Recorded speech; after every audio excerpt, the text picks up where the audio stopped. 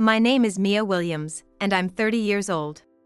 I've been married for 3 years, but my husband has been away on a work assignment since our first year of marriage. Because of this, we haven't had the chance to have children, and at 30, I'm still childless. My husband comes home about twice a year. I've been telling myself that this is just how it is because of his job. But that's why I sometimes think about what it would be like if we had a child. Then one day, out of the blue, my husband came home. Huh? Isn't it too early for your usual visit? Yeah, this time I'm back for something else. Huh? Is something important going on? No matter how much I thought about it, I couldn't think of a reason for him to come home suddenly. As I wondered what was going on, he started talking with a serious look on his face. I'm sorry. I want a divorce. Huh? Coming back suddenly just to ask for a divorce. I looked at him with a blank expression. Thinking I was angry, he began to explain his feelings and talk about his mistress, trying to win me over. My girlfriend, who has been undergoing fertility treatment, is pregnant. So what? I see, congrats. Yeah, it's great news. She was really worried about not being able to have kids. She's been through a lot. Huh? I just sincerely congratulated him, so why is he so desperate for my approval? Should I really be this calm? Maybe I should be freaking out and causing a scene, but that's so exhausting. She's the daughter of a small business owner. She's very kind. Maybe because she's a business owner's daughter, she's really classy. She'll do anything for me, and she's a great cook too. So being a business owner's daughter makes someone classy. Okay. She's so devoted, and that's why I feel I need to respond to her. I see. Responding means getting remarried, huh? As a man, since we're having a child, I need to take responsibility. Don't you think so? Who is he talking to? Me? I'm your wife. Are you seriously asking your wife for advice on this? Ridiculous. Her father is planning to hand over the company to her husband. So if I marry her, I'll eventually become the president of the company. Oh, so it's a gold-digging scheme. Got it. Plus, she's pregnant with a boy. That means we've got an heir on the way, and her father is thrilled. If I were to leave her now, it would break her heart, and the baby's, too. Her parents would be devastated. So you think I wouldn't be heartbroken if we got divorced? But you, on the other hand. Yes. You and your parents would be the only ones sad, and since we don't have kids, there are fewer people to be sad. That's why I think it's best if you step aside. What kind of reasoning is that? As for me, I love you. When we got married, I thought we'd be happy together forever. But now I think I have to make a different choice. That's what a man should do, right? What's so manly about this? I don't want to make either of you sad, but the law in this country says I can't marry both of you. That's just how it is. You understand, right? You do understand, don't you? How exactly am I supposed to understand this? I'm gonna make that company huge, one of the top 5 in the country. I don't think you can do it. So don't worry about me. I'm not worried at all, actually. Why aren't you saying anything? You've been listening to me without saying a word. I can't really say anything, can I? Yeah. I get it. You're in shock, right? I'm sorry. I know I'm doing a terrible thing. Leaving you alone for my job, and now having another woman. But isn't this proof that the man you chose is attractive? Don't you think it's amazing to have such a popular husband? Sure, my husband is handsome. The moment I met him, I thought, he's my type, and did everything I could to start dating him. I finally got him to go out with me, and I made an effort to become his ideal type. When we decided to get married, I even did a fist pump. I worked so hard for this, but here we are in our 3rd year of marriage, and he's announcing he has a mistress. And she's pregnant. That's just unbelievable. I can only think that he is really this kind of person, but honestly, I'm not shocked at all. Because I already knew it. There were too many suspicious things. I thought he might be cheating. Thinking that way, I hired a private investigator to look into it. And as I expected, he was. Moreover, my husband happily accepted the solo assignment and built a solid life with her, just like a sailor with a girl in every port. When I found out, I was pretty shocked. I even thought about divorcing him right away. But getting divorced at that point felt like losing, so I hesitated. Since he only came back twice a year, I decided to watch what he would do. And of course, I wanted to push him to rock bottom if I could. So, I started preparing all the punishments I could think of. You really want a divorce? I asked my husband slowly. Really? Are you sure you won't regret it? Yeah, that's right. Kids need their father. He seems so happy. He has no idea what's coming. Well, if that's what you want. Yeah, Mia, you're the one I loved. You understand me best. Yes, that's right. I understand you better than anyone. So, be prepared. So, you're okay with the divorce, right? Yes, if it makes you happy. Why wouldn't I agree? Thanks for everything until now. I smiled brightly and looked at him. Thank you, I'm really happy. I'm sure you are. So, can you sign the divorce papers? You came prepared, I see. Yeah, as soon as you sign, I need to go back to her. She's pregnant, and I don't want her to worry unnecessarily. How kind of you. Of course, I love her more than anyone. I see. More than anyone, huh? Oh, but I love you too, Mia. You don't need to say things like that. As long as you're happy, that's all that matters to me. Thank you. Really, thank you. No need for thanks. This is just the beginning of your hell. Don't think a simple congratulations will end this. Congratulations. Here are the divorce papers. Today's the last day we share the same last name. Oh, that's right. Once it's processed, you'll go back to your maiden name. Yes. By the way, I'll be asking for alimony. Sure, no problem. She's the daughter of a small business owner, after all. It's not your money, is it? Yeah, but since she's a business owner's daughter, I won't need to give her my earnings. Her parents will probably support her. Marriage means being independent. But she said her parents love her more than anything, so even after marriage, they'll support her. Well, I hope that's really the case. It's all good, this means my future is secure. I'm like the Cinderella boy. Cinderella, huh? Cinderella met her prince, though. That's why she's my prince. I see. I hope she really is your prince. This should be interesting. So, where are you living now? Oh, I'm mostly at her apartment. So you're not living in the house I set up? That place is too big and lonely. But when the baby is born, a big house will be nice. After we get married, we'll live there together. You weren't living there? Seriously? Yeah, once I met her, I wanted to be with her. I see. Thanks for the divorce papers. Once they're submitted and processed, I'll go meet her parents. Since she's pregnant, they shouldn't oppose us. I understand. I'll send your stuff. Sure, that big house has plenty of space for all my stuff. It's no problem. Got it. Goodbye then. I wish you happiness. Really, all the best.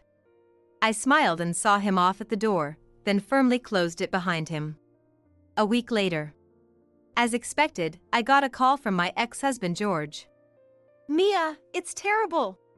Oh, hello, George. Enjoying your happiness? Yeah, I'm happy, but that's not the issue. What's wrong? The big house we used to live in is now an empty lot. Oh, is that so? They work fast. That's just what I'd expect from a contractor my father recommended. What do you mean? Because we got divorced. But I told you we would live in that house once I married her. That's what you decided on your own. I never approved it. What do you mean? Now I have nowhere to live. Doesn't she have an apartment? Her apartment is overflowing with my stuff. Oh, why's that? That's what I want to know. Why did you send all my stuff to her apartment when I told you to send it to the big house? Well, obviously. We're divorced. But even after the divorce, that house belonged to my grandmother. She only let us use it because you were on assignment. Is that so? That's why it's perfect timing, don't you think? But you could have just let me stay there. You weren't living there, were you? You said you were at her apartment. I see, so that's how it is. Yes, that's right. I'm sorry, but my grandmother said that if we're divorced, the house isn't needed anymore, and since there were no plans to live there, she asked to have it cleared. It's easier to sell or maybe rent out as a parking lot. I see, that's a shame.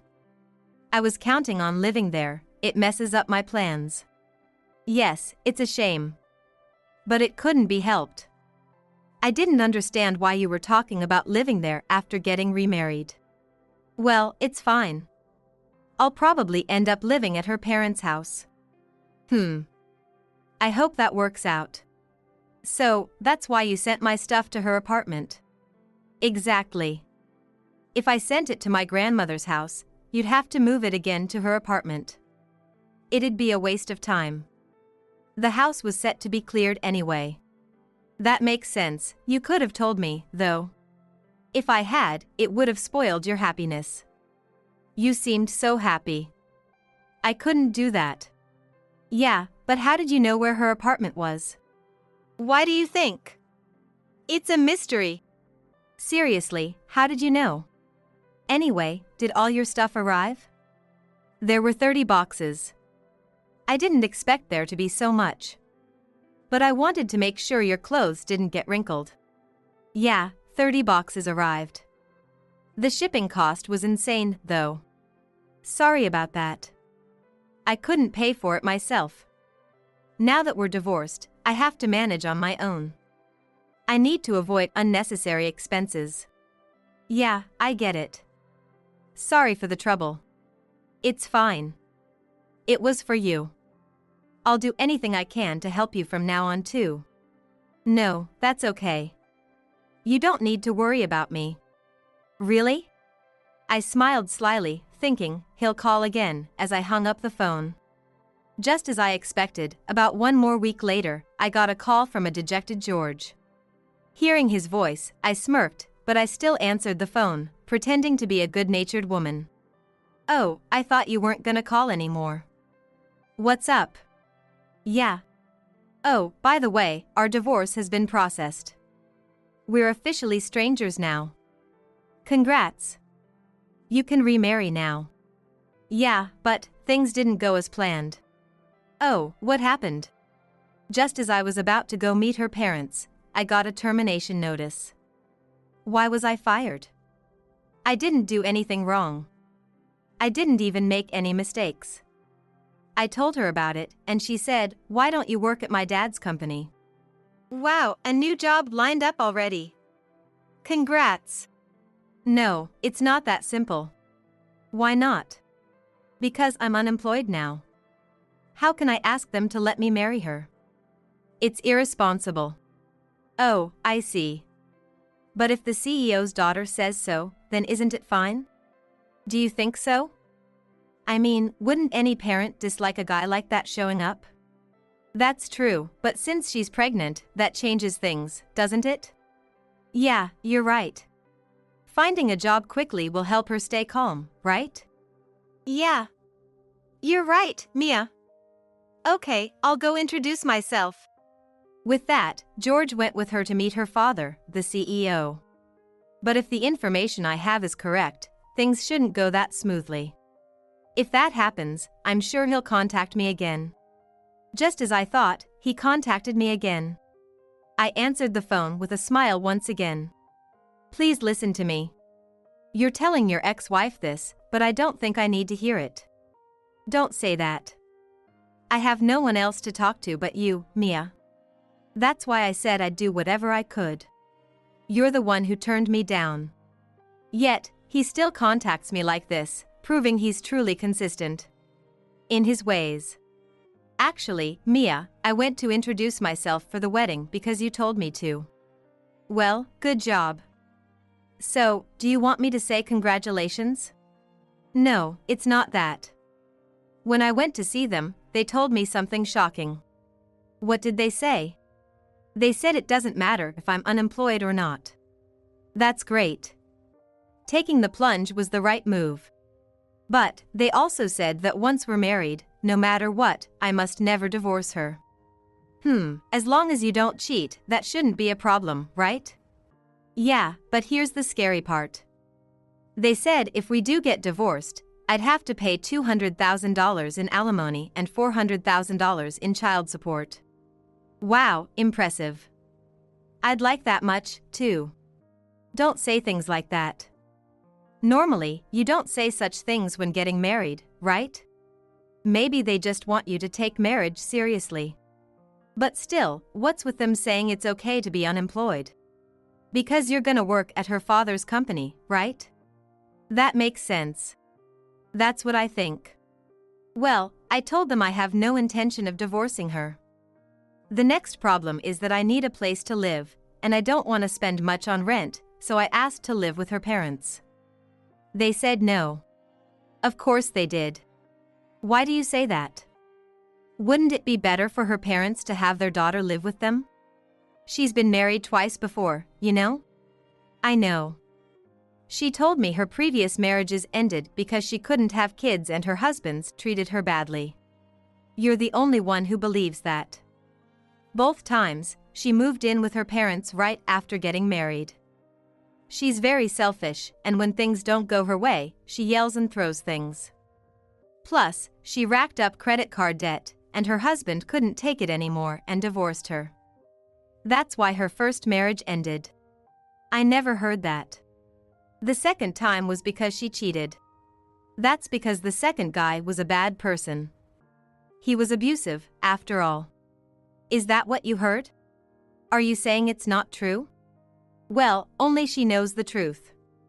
Given all that, her parents decided that if she married for a third time, she shouldn't live with them because she gets spoiled at home. Smart move. How do you know all this? I looked into it. Why were you investigating? Because I had doubts about your actions. My actions? What do you mean?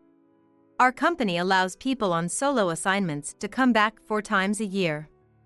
But you only came back twice and even lied, saying you were only allowed to return twice. Our company? You don't work. That company is my father's. What? No way. I never heard that. My father told me to keep quiet because if you knew, you'd get a big head. He said they can't make someone who can't succeed on their own to CEO. That company is a major corporation. Yes, your girlfriend is from a small business, which is too bad. You thought you were a Cinderella boy, but the one you let go was the prince. But still, she's a CEO's daughter and classy, right? That's good for you. So, the reason I was fired is... Of course, I know. Tell me. Why was I fired? Simple. You divorced the CEO's daughter. You were only employed because you were the son-in-law. But now that you're divorced, keeping an incompetent employee like you is a waste, so you were fired. That's unfair dismissal. Unfortunately, firing a family member isn't considered unfair. That's our company policy. And since you're marrying the daughter of a small business owner, it shouldn't be a problem, right? There's a huge difference between a major corporation and a small business. That's your choice. You made your bed. If I'd known you were the CEO's daughter, I wouldn't have cheated. You shouldn't cheat, regardless of who you're with. Yeah, you're right. So, is your marriage with her set? Yeah. You've got an heir, right? Yeah, sort of. Then that's good for you. Being the son-in-law of a major corporation's CEO doesn't guarantee you'll become the CEO. There are plenty of other capable candidates. I don't think you could have made it. But becoming the CEO of a small business should be manageable, right? That's true. Then there's no problem. Yeah. His hesitant response made me think something was up. But a month passed with no contact. It was too quiet, so I decided to call him. Hello, George, how are you? Oh, Mia. The alimony hasn't been deposited yet. Can you hurry up? I'm dealing with something right now. Oh, what's wrong? I thought I'd get a job at her dad's company, but they said they already have enough people. Didn't you discuss that during the introduction? Yeah. I couldn't bring myself to ask for a job right there during the introduction. I see. Her dad probably thought you'd find a job before the wedding. That's what it seems. But once we got married, I asked for a job, and that's when he realized it and told me they had enough people and couldn't hire anyone else. Well, that makes sense. What do you mean? With the first husband and the second, they tried to groom them to take over the company, teaching them diligently. But they ended up divorcing. They realized it's pointless to just teach someone who doesn't stick around. It's more reliable to choose a successor from the employees. It makes sense.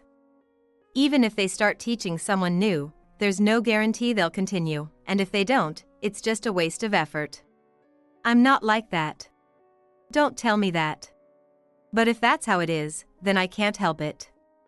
I just need to become a man they can trust. Well, that's commendable. So, are you gonna ask your father-in-law again? No, if they don't need more people, it's useless to ask. So, are you gonna look for a job?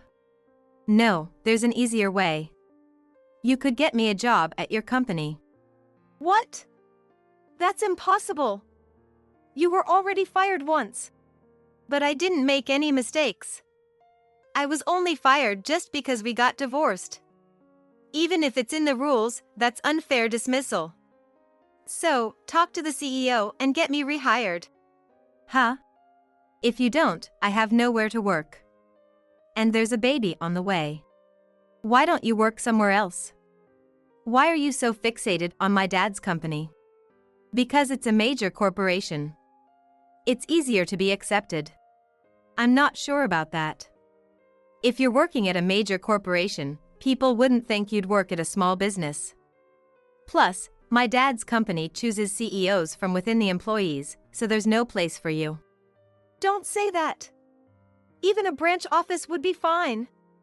Otherwise, she'll keep yelling at me. Please, I'm begging you. That's not my concern. Don't say that. We've been through so much together, Mia. As a divorced couple? Don't be mean. Help me out. Fine, I'll ask once. He must have been desperate. I asked my father, thinking it wouldn't work. However, to my surprise, my father agreed to hire him at a branch office. It seems my father also regretted the dismissal this time. Even though George made me cry, it was undeniably an unfair dismissal. So, they'll interview you for a position at a branch office that needs people. Really? Thank you. But neither the CEO nor I will put in a good word for you. You have to pass on your own. Of course. I was at the headquarters, after all. A branch office interview is nothing. Are you serious? Absolutely. Once I get back into a major corporation, she can give birth without worries. Hope it works out for you. George, full of confidence, actually managed to get the job on his own. But the real problem started after that. Apparently, he bragged about having worked at the headquarters and boasted about how capable he was. He even revealed that he was once the CEO's son-in-law, acting superior and claiming he was different from the regular employees. As a result, he was mocked and considered deserving of his previous dismissal, isolating himself. Eventually, he was labeled as an incompetent fool who couldn't do his job properly. Because of that, He made the workplace uncomfortable and ended up resigning voluntarily within 6 months of joining. Hearing this, my father's regret over firing him because of the divorce faded, and he was convinced that George really was incompetent. Then I got a call from George after he resigned, and it was utterly pathetic. "Mia, please help me." "Oh, George. You managed to get a job, but you resigned yourself?" "Yeah, everyone there was an idiot. I need to be at the headquarters." "So? Get me back into the headquarters." "Don't you think that's impossible? They rehired you at a branch office despite your dismissal. You failed there, so why do you think they would take you back at the headquarters?" "That's true, but I know I can do the job." "No, you can't. If you were truly capable, you wouldn't have been fired even after the divorce." "Enough now." "I know, but please. My wife is telling me to fix it. She nags me every day. And now she's asking why I resigned after finally getting a job. What am I supposed to do?" "I don't know. This is your own doing." "If this keeps up, she'll divorce me." "Listen." "What?" "Will you help me?" "No. Your wife is cheating on you." "What?" "Isn't it only a matter of time before she divorces you?" "But she's pregnant." "That's just how your wife is. Your father-in-law probably knew." "Really? But if you divorce, you have to pay $600,000, right?" "Yeah, so I can't divorce. No matter what, it's impossible." "Is that $600,000 even if she demands the divorce?" "That's what it is. My father-in-law said that if she's pushing for a divorce, there must be some fault on the man's side." "Well, that's true. She wouldn't cheat if nothing was wrong. Though, I don't know about her case. That's why I can't get divorced. If she's cheating because I'm unemployed, then I absolutely need to get a job. And it can't be at some small company. So please, help me. Even if you say that, with a wife like that, it's not so easy. Please, help me out and find me a job." "No." "Why not? You could help me." "Selfish." Can you stop saying such self-centered things? I'm not kind enough to help someone who resigned voluntarily. Just try to get along with your wife. Please, if this keeps up, she'll divorce me. Please. George was shouting for help, but there was no point in getting involved any further. He brought this on himself, sort of. But, given that he married such a woman, it's understandable to want him to experience hell. 6 months later. I wondered how George was doing, so I looked into it and found out that he had somehow found a job. However, the job he found was at a small factory, and it seemed he took it just to avoid paying the $600,000 in alimony. But with alternating day and night shifts, he was only home to sleep. Naturally, his wife wasn't happy with this. Even though they had a child, she hated this lifestyle and spent her time playing around. She was always fond of shopping with credit cards. So she kept buying things, and the bills went to George. In addition to the alimony payments to me, he had to cover her purchases. There seemed to be no love left between them. It looked like he was just trying to avoid divorce at all costs. But such a life couldn't continue, and eventually, George thought, "At this rate, I'm gonna end up in hell." Actually, he was already there, but he didn't realize it. To escape his wife, he resigned from his job and disappeared. What happened to George after that? I found out that he ended up in an unfamiliar place, suffering from depression and unable to work. He lived alone, hugging his knees in loneliness. Moreover, he couldn't change his address for fear of his father-in-law finding him and demanding the $600,000, so he couldn't get medical help and was wandering in his own personal hell. What a pathetic